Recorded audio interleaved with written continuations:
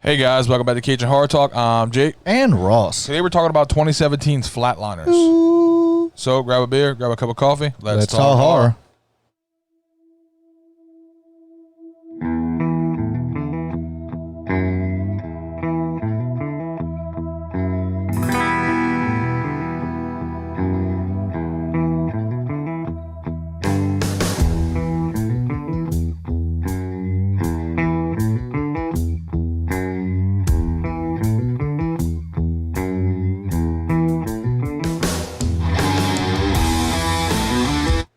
All right, guys. Flatliners 2017, looking at a runtime of 1 hour and 50 minutes. Yeah. Made on a budget of $19 million. It grossed $45.1 million. Definitely a win. Yep. Cast includes Ellen Page, plays Courtney. Mm-hmm.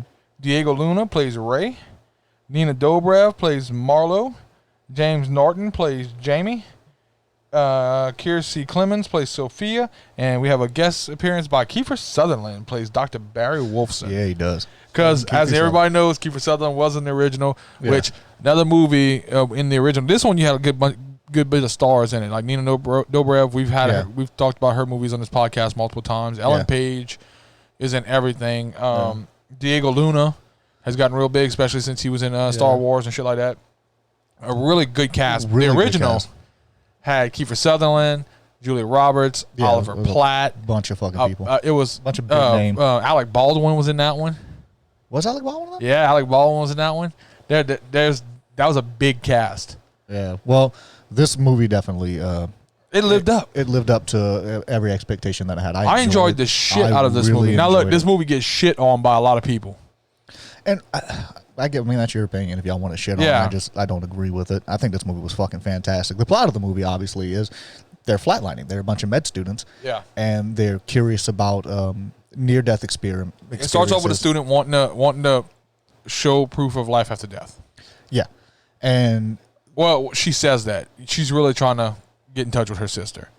Yeah, she makes a comment because she lost her sister in a car accident and she blames herself for it. But they utilize an underground hospital. Which is a really cool plot point. Yeah. I really like that. It was kind of something that's kind of ducked off that notobody really knew was there, but it was like a backup type thing. Yeah, in case of a natural disaster or something like that, there's a whole nother hospital. Yeah, a whole other. I'm sorry. There's a whole other. I hear the South Louisiana coming out in this.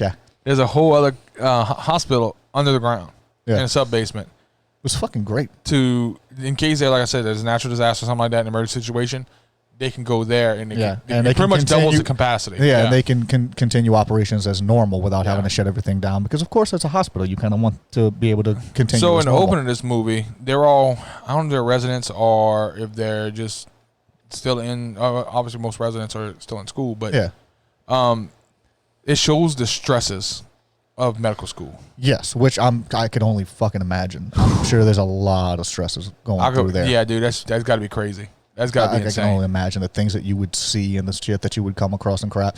And they're all, they keep going back and forth in a little meeting room, and the doctor keeps throwing them problems, and they're trying to find solutions and help these people. Because, they're trying to make names for themselves and become doctors and all that good stuff. Well, then they even talk about, like, they had a second-year student kill himself. Yeah, because of the stresses. And you see, like, what's her name? Sophia's going through all kinds of stress because her mom's stressing her the fuck out. Yeah, stressing her the fuck out. That mom was kind of a... Oh, dude, we'll get to that in a little bit. Yeah, fuck that. Because there's only so much your brain can take, some people. That's yeah, but you have that. Everybody has that fucking point. Yeah. Everybody has that fucking point. And the mom, Sophia's mom, was fucking pushing her to that point over and over again. So we get Courtney. Courtney goes first. Yeah. Yeah, here's the thing. She's like, okay... You're gonna put the coolant blanket on. I'm gonna get my temperature down low. Yeah. And then you're gonna defibrillate me and stop my heart and yada. Fuck that noise. Yeah. Ain't nobody stopping my heart but Jesus. Yeah. No, I'm good. That's some risky shit going on right here. You have a lot of faith in your partners and shit, but even with that faith, I'm sorry, not happening, dude. You and I are best friends. No, that's never happened with us. I'm not trusting you to bring me back from the dead. No, not at all. Not to mention. Anybody can tell you who's a horror fan. Yeah. Again, horror fans don't. This shit doesn't happen to horror fans. You don't fuck with supernatural things. You don't fuck with death. You don't fuck with it. Well, the thing of it is she was going for some supernatural reasons. Courtney originally was going for paranormal research, essentially. You don't go there and not bring something back. It never happens. That's why you don't play with Ouija boards. That's why that shit happens. Most horror movie fans don't own a Ouija board. Yeah, and for a good fucking reason. Yeah. Because you know what? Whether or not it's fucking true, I'm not having it. I'm not taking a chance. Yeah. Not taking a chance at all. You don't play stupid games, you don't win the stupid prizes. Exactly. I don't play. I elect to not. Yeah. I elect to just not play at all. I'll sit at the house and drink some whiskey and then You do you. Yeah. But I'm gonna be over fun. here. Let me know when the old priest and young priest leave your house. Yeah, right. So they bring her back. They have a little bit of issues bringing her back, and then see that right there should have been enough to let's never do this again. Yeah, because you had that got issues. really close. That you had issues bringing her back. Now, here's the thing. You're in that situation. You're going to be a doctor, and you have to have a certain mindset to be in that field. Yeah, people know that. Most doctors are sociopaths. Not sociopaths, but they're alpha dogs. Yes, typically. They're alpha dogs. They want to be the best. They are the best. Nobody's better than them. You see this girl go do this and come back. Yeah. And she's fucking remembering how to play the piano. She remembers everything she's ever fucking done. And it's like they said that it was like her brain reset.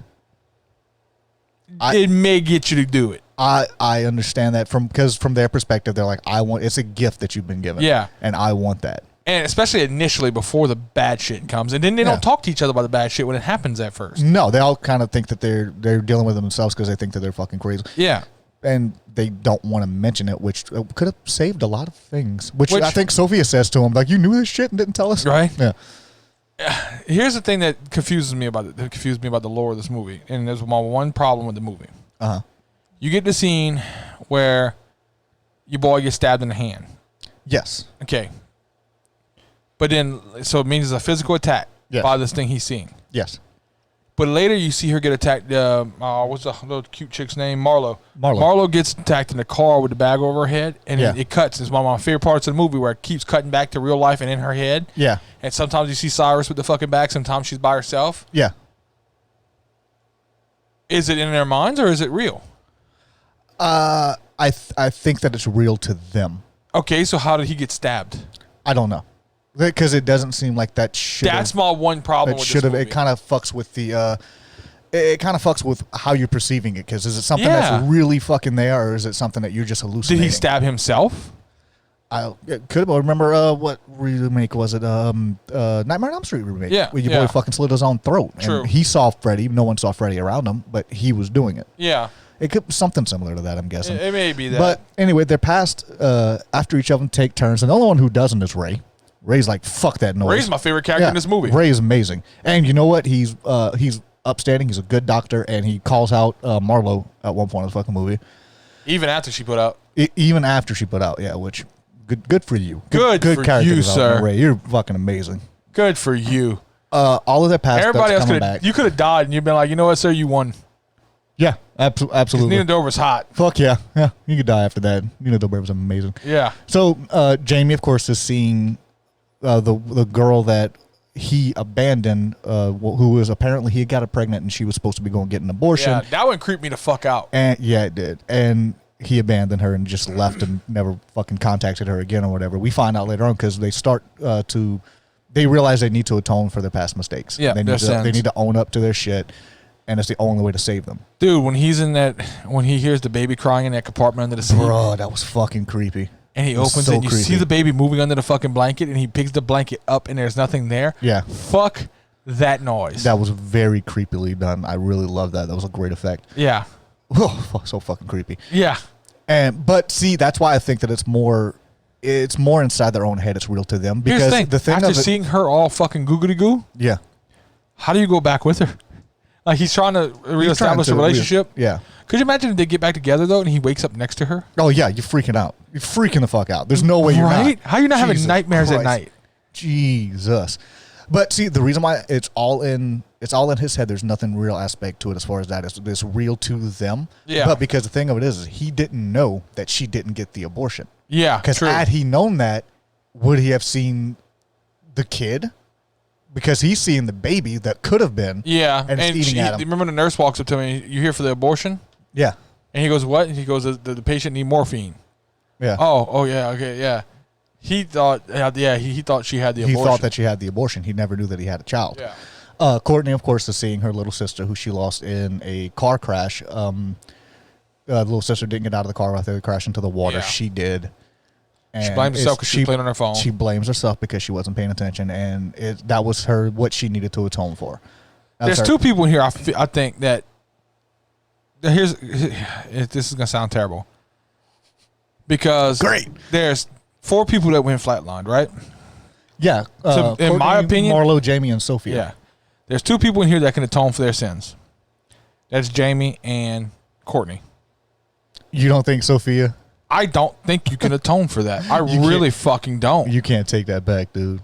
That's fucking terrible, bro. Because here's the thing: Courtney was an accident. Yeah, she was playing on her phone. It was her fault. And I think that's more of her blaming herself. But it was one of those horrible things that happened. Yeah, it's not like she purposely killed her sister. Yeah, it was her fault. I'm not gonna take that fault away from her. Absolutely. But it was an accident all the same. It happens. Jamie walked out on his kid. Yeah, and that's another thing that happens. It happens a lot. And he's gonna make up for that. He has the ability to make up for that. Yes. Sophia put naked pictures of a girl that she was competing with in school all over the school's website. Like not school website, but all over social media. Yeah. She leaked her nudes. Yeah. That's rough. Dude. That's rough, dude. Because here's the thing, even now, you can't going to be a doctor, back. those pictures are still on the internet. Yeah. Oh yeah. Nudes, once nudes get leaked, they're fucking everywhere. They're gone. Yeah. They're in the cloud. They're in the cloud and they're everywhere. So it's something that you can't take that back. Marlo killed the man pretty much. And that's why they didn't cover it up. When Ray calls her out on it, tells her that she was okay changing the I can't think of the damn word, the death certificate. Yeah. If she was okay changing that, she didn't need to be a doctor. I agree with him 100%. Yes. You have to have fucking integrity. Yeah. It was an accident. Accidents happen. But own up to your accident. Own up to it, because you not properly focusing on what the hell you're doing, and it led to somebody dying. And to me, it's not that and it probably should be the same situation as Courtney, where Courtney was playing on her phone, so it caused the accident. Yeah. She was tired, so she accidentally gave him the wrong medicine. That's not the issue that I have with her. The issue is her changing it afterwards. Yes. The issue is not the mistake that you made. The mistake that you made happened. Yeah. That could have been a So now the more I'm talking about it, honestly, I think Marlo could kind of atone for what she did. It was an accident. Yeah, really. It was an accident. And Sophia's fucked. You can't take that back. There's taking that back. That woman's going to live with that the rest of her fucking life, because she got fucked with throughout the rest of high school. Oh, God, yeah. You know what I mean? Absolutely. That probably fucked her mind up for a while.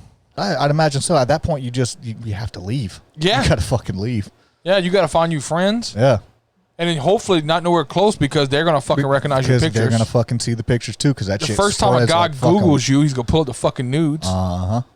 You know what I mean? That's going to fucking fly everywhere. That's fucking wild, dude. Don't ever do that to people. Don't be a shitty fucking person. You know, it surprises me, though, that no one has tried this in real life that's documented. If anybody would have, I think it would have been the Nazis. Right? They did some fucking shit. I wouldn't even doubt that they tried to do that. Yeah, I'd be surprised. But think about it. It's a definitive answer to an afterlife. Yeah.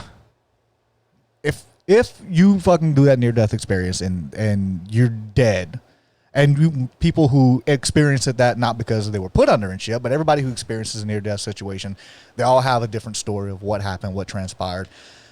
None of them were in the right mindset to truly appreciate what the hell was happening there. But when you go in with a mindset of, I'm going fuck around and see what happens after I die, and you know that whenever you're put under, it will be really weird. But it'll be hard to dispute anything that they say. I'm just really surprised no one's tried it. You don't know that nobody's tried it. It might just be something that's not, because anybody who tries it, you're getting disbarred. You're not going to be a doctor anymore. It's not disbarred, but you lose your medical license. License.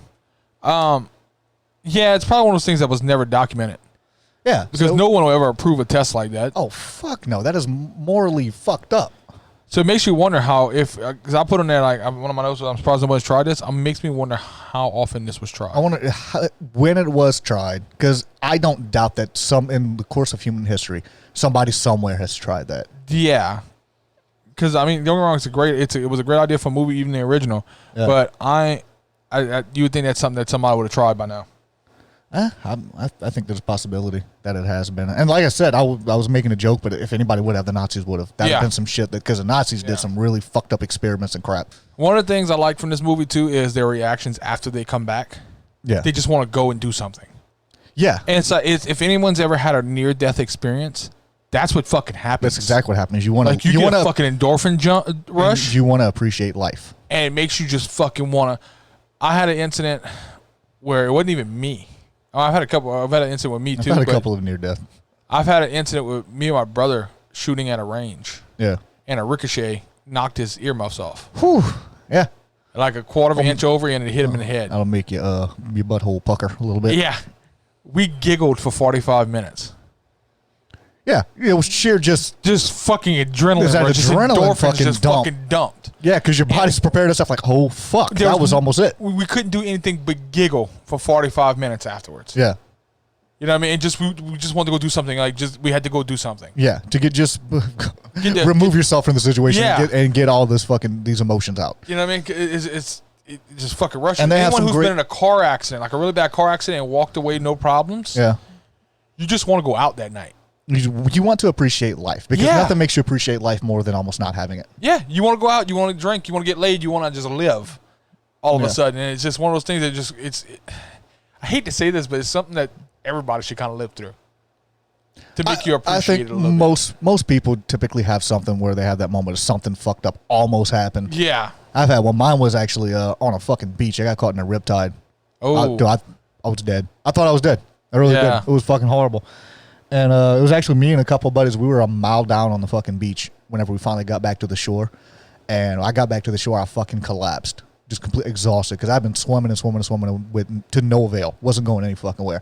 I collapsed on the fucking beach, and when I got up, I turned around. My buddy was still out there. Oh. I was going back, and somebody wound up coming up with a surfboard. They were floating, and they brought him back in. Wow. But we were there during a weekend where 9 people drowned because the riptides were so fucking horrible that weekend. And that night, fuck yeah, we went out and did shit. Yeah. Because after everything calmed down, and I was fucking exhausted, but I had that fucking adrenaline dump. And like, no, we went back to the hotel, we took a shower, and we went out. Yep. Because I had to do something. Yeah. And I think you're right. I think everybody has that 1 or 2 times in their life, like, dude, that could have been fucking terrible. That could have been it. I've been duck hunting and had a shotgun go off in my hand. Yeah. Never touched it. The sear broke. Yeah. And the fire pin let loose and just went off. Yeah. Yeah, that shit, the shit like that, dude. That's the kind of shit that fucking just dumps endorphins, and you just want. My cousin Stevie. I don't know if you listen to me, Stevie. Cousin Stevie, that he dropped the shotgun out the bed of a fucking pickup truck, and when the butt hit the ground, it shot him in the face. Ooh. We thought he was dead. Ooh. We thought he was dead. It was a bird shot. It skimmed all of his fucking face off. Ooh. Yeah, he's still alive. Oh, God bless him. Yep. But yeah, it's one of those things, man. It's like I say, I think everybody does have those 1 or 2 things, but it makes I agree with you. But of course, live. I'm a fucking adrenaline junkie. Yeah, you know this about me. I've done a lot of stupid things in my life because I enjoy that adrenaline dump. It's the reason why I don't own a motorcycle. Yeah. Well, because I would do something stupid. I know me. I know that I would do something stupid. Even those moments where you're driving and you're like, you know you shouldn't do it, but you look down and check a text. Yep. And you look up in another lane, you're about to hit a car head on. You swerve back. Oh shit! Minute. Yeah. That should have dumped. That's the kind of shit I'm talking about. If you're a realistic person, you like realize I could have just fucking died. Yeah. You know. And so in this movie, you see them.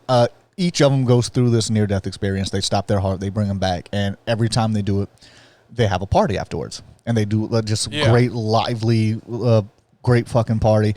They start noticing that at one of the time as they go through it, whenever they return back, they're on a different wavelength. Yeah. And one's more focused on the past, one's focused on the present. Yeah. Shit like that.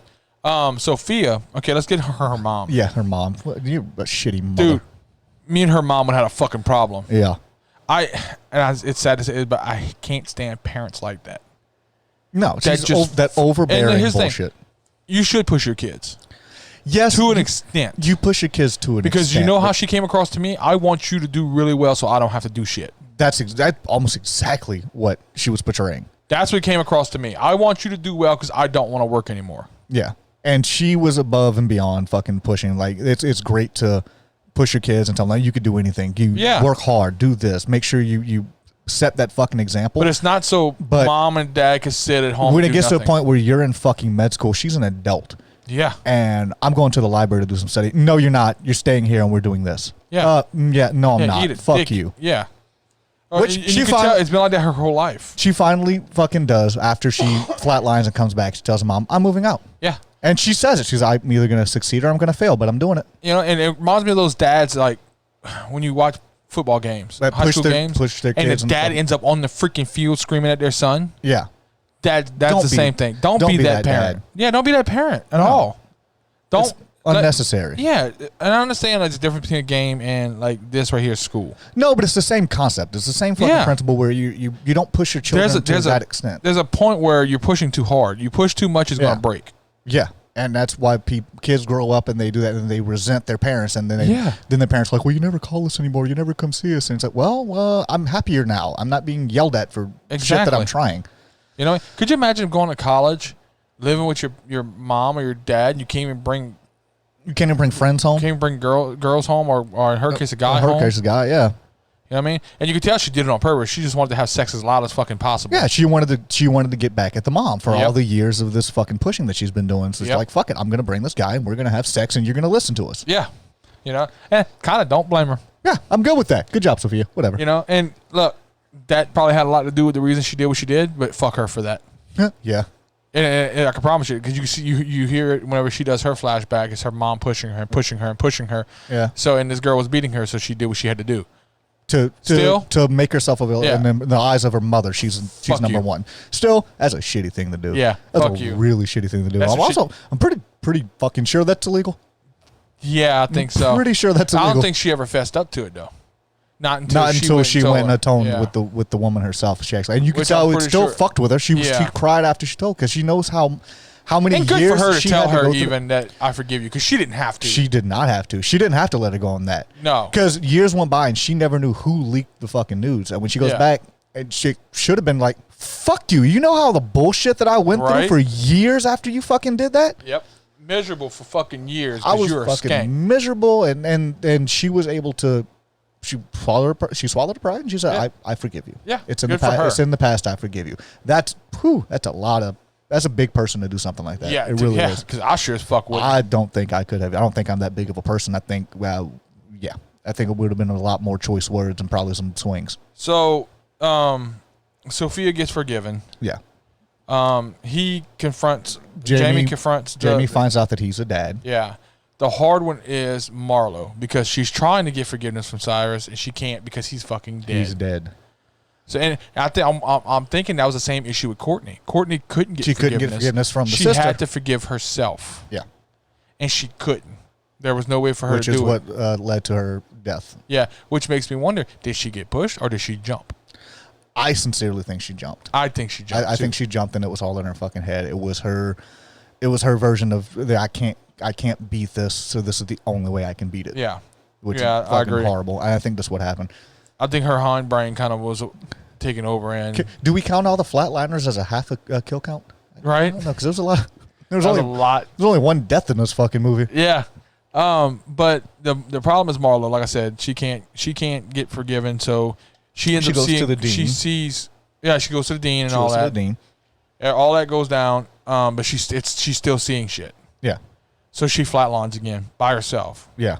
And she's done there for a fucking while. But while she's there, she sees Courtney, who tells her, "You have to forgive yourself. It's not forgiveness that you're looking from somebody else. You have to forgive yourself." Yeah. And I guess she finally comes to terms with the issue, and then that's what saves her and why she winds up going to the dean. And she only gets put on probation, surprisingly. She gets probation. You forged a legal document. Yeah. Yeah, it's weird. It's kind of weird. I thought for you getting expelled. Like, you forged a legal fucking document, and you took a Hippocratic oath whenever you started doing all this fucking shit. I don't think that's something they just brush aside. Maybe because so much time had lapsed. Maybe they were like, well, we never even fucking knew that, and you're trying to do the right thing. Yeah, maybe I think it was something like that. That where the whole thing of, either way he's dead. Yeah. And had you not said something, we wouldn't have known. We'd have never known. So we'll give you another chance. Yeah, I guess so. But for whatever reason, she's still there. Ray, good job not following. He did not succumb to peer pressure at all. No, He's not like, at all. I'm not doing this shit. I don't want any part of this. Not only am I not giving it to peer pressure, I'm banging the hot one. I'm banging the hot one, and I'm not dying. I'm doing well in this movie. Yeah. I love the ending. Where they all talk about like how he's going to be moving to be around the boy. And yeah, he's changing his life, and he's not going to. He wants to be a dad. Yeah. And stuff like that. And character growth. Yeah. But then they all, as they're in the bar, they hear the song that Courtney was playing on the piano. It was kind of a nice little nod to. Yeah, and they all do a toaster and all that and sit down to eat. And I thought that was a great ending. I really did. It really was. It kind of it closed the chapter. It came full circle, and it was kind of it was a happy ending. It really was. Hey, but I definitely enjoyed it. So everybody likes a happy ending. Everybody loves a happy ending. Depends on the price. How bad did Rotten Tomatoes shit on this? You ready to be mad? Oh God, I'm so disappointed with Rotten Tomatoes. The Tomatoes. audience score is 32%. Really? Yeah. What is their main bitch about it? I didn't read it. No. I'm kind of curious of what the main bitch was about, because I mean, if it's all just because you're comparative to the original, I mean, do me a favor. I want you to look at the camera, so that I can see this on camera when I'm looking at the camera for all the guys who aren't looking at this on a different platform. The Rotten Tomatoes score was 4%. No fucking way. Yeah. Hang on. I don't even believe you. Rotten Tomatoes scored this with 4%, bro. I what the fucking don't get it. 4%? You have got to be, oh my God. Told you. 4 fucking percent. I don't get it. What are the takeaways from this movie? I don't know. Oh my God. What the hell's wrong? This would be boring if it wasn't so unintentionally funny. What movie did you watch? Oh, fuck them. Fuck this next guy. What we get is a mediocre remake of a mediocre original. Not exactly must-see cinema. You're a top critic, too. You need to stop. You need to stop. We live in an age of unnecessary remakes, but the new Flatliners movie by Danish director Niels Arden Oplev has a distinction of being perhaps the most unnecessary of them all. A fright-free fiasco. This update of a silly 1990 Julia Roberts thriller is even more witless and stupefyingly dull than the original. Y'all, how are y'all rating movies? It doesn't seem like y'all like movies. A second failed attempt to do it justice. Jesus Christ. The low-aiming remake feels just like another generic horror flick. Dude, fuck all of y'all. Y'all, right? We're to the point where I'm about to stop even bringing up fucking Rotten Tomatoes scores. Yeah. I don't trust any of y'all. 4%. 4%.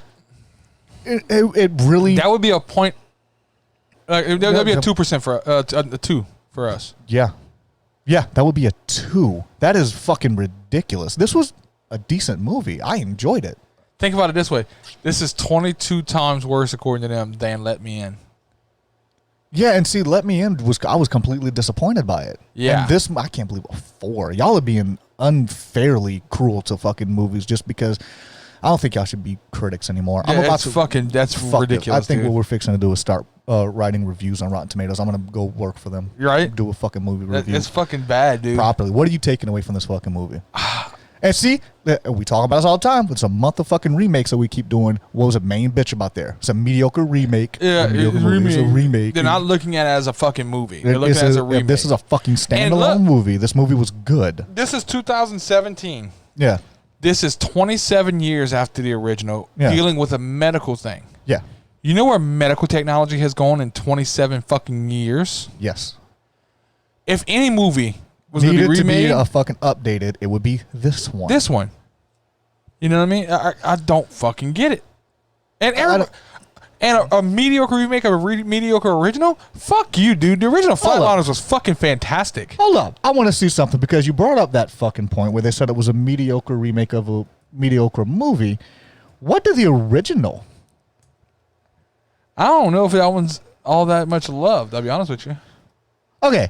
So, you know what? It's not much love. It's really not. 40%. But it got a 48%. Rotten Tomatoes? It's almost the same goddamn movie, guys. Yeah, there's quite a few differences, but it's an updated version. Yeah. It's the same fucking concept. Yeah. All the things you're telling me are fucking mediocre and shit. You can't even score it close to the original. I actually rather the story movie. from this one. Yeah. But you're not going to put it anywhere near anywhere near the original fucking movie. Right? I don't understand. How do you talk shit about a movie on one side that is all right? Kevin Bacon was in it too. Of course he was. Kevin Bacon was in everything. It was in the 90s, dude. Scroll up. Kevin Bacon was fucking everywhere. What were you looking for? Oh, it was William Baldwin. I'm sorry, not Alec. That was William Baldwin, not Alec Baldwin. Da-da-da-da-da. Occasionally redeem it. Flatliners is exasperating, a compelling concept unfulfilled. It was a great concept. You people suck. Where are you going at? I am actually probably going like... I'm going to 40 for this movie, dude. I'm actually going to agree with you completely. I'm going to agree with you on a 40 on that one. I got to go to 40. Guys, in case you don't know, we do review, when we do our scores, we do 0 to 50 because we're assholes. I'm going to 40. There's not much I can take away from this movie. There's really not much you can take away from this movie. It was all about fucking character development and growth, and it was there. A great fucking concept. You had some good scares. You had good dialogue. You did have some good scares. You had very creepy moments, and it was a fantastic story. It's a story about redemption. Yeah. Well, I don't get what's not to like about this movie. I really don't. I don't get 4%. Jesus. That's fucking ridiculous. Y'all the same people that review The Terrifier. Yeah, I know. Fucking let me in. And let me 88%. 88. And fuck, Terrifier was up there too. Yeah. Terrifier was in the 70s, I think. Yeah, 70s. All right. You want to tell them where we're at? Yeah. We're on every fucking place you could probably find us. We're on YouTube. We're on SoundCloud. We're on Stitcher, TuneIn, iHeartRadio, Amazon Podcast, SoundCloud, Google Play Podcast. Yep. I think that's all. You said Pandora? Yeah, you said Pandora. Yeah, we're on Pandora. We're everywhere. And YouTube. If you can't find us, you're not looking for us. We're everywhere. Get into a discussion, and if you need to reach out to us, CajunHorrorFans@gmail.com. Give us a talking to. I want to know. I want to hear from some people about this movie. I really do. I think it got a really unfair shake at 4% on Rotten Tomatoes. That's fucking ridiculous. Absolutely ridiculous to me. Also, remember, follow, subscribe. Follow us across multiple platforms if you can. Do all the things. Yeah, because a lot of platforms don't have good analytics, so we don't know who's all listening. Yeah, let us know what you want to see, what you want to hear. That's it. All right, guys, we're out of here. Bye.